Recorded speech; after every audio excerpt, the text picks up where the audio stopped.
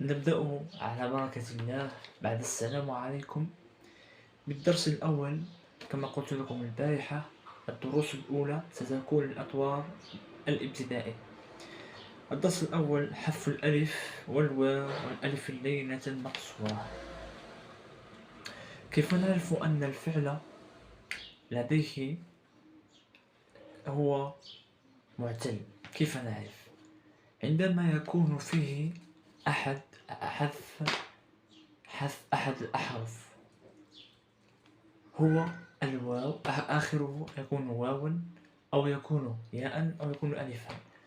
وفي بعض الحالات يكون هذا الفعل محذوف فيه هذا الحرف الأخير،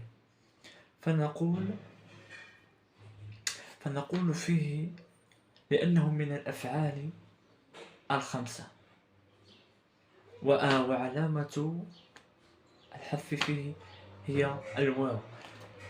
سامحوا لي على هذا لأنه ليس من الأفعال الخمسة، لأنه قد يسبقه حرف.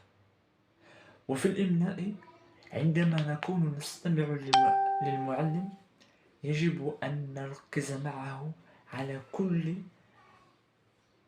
كل أجزاء الجملة التي يقوم بإطلاعنا عليها. اللهم أعنا على ذكرك وشكرك فأولا، وحسن عبادتك. مثلا عندما يكون المعلم يقول: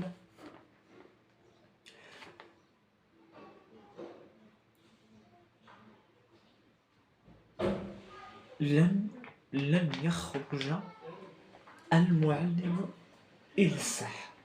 لن يخرج المعلم إلى الساحة. هنا لم يقل المعلم لن يخرج المعلمون إلى الساحة، لأن هذا لا يجوز. يقول المعلم لن يخرج المعلمون إلى الساحة. الآن هذا الفعل دخلت عليه لن حرف أداة النصب فحذفت الواو، لهذا لا يجب أن نقوم بإكمال الواو بعد الفعل، لأن بعد قبله أداة النصب. علينا أن نركز في الإملاء. الألف، أو أن تقول في الألف اللينة المقصورة: لن تخرج المعلمات، لن تخرجي إلى الشارع. هنا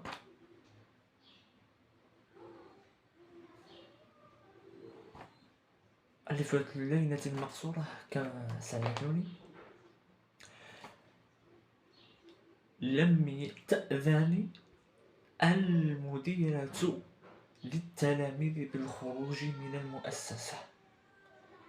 هنا لم نكتب الألف اللينة المقصورة. لماذا؟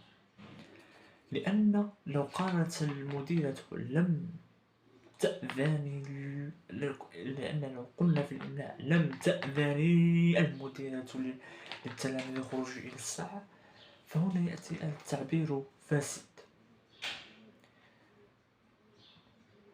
وإذا ما ذهبنا إلى الألف، فمثلا نقول: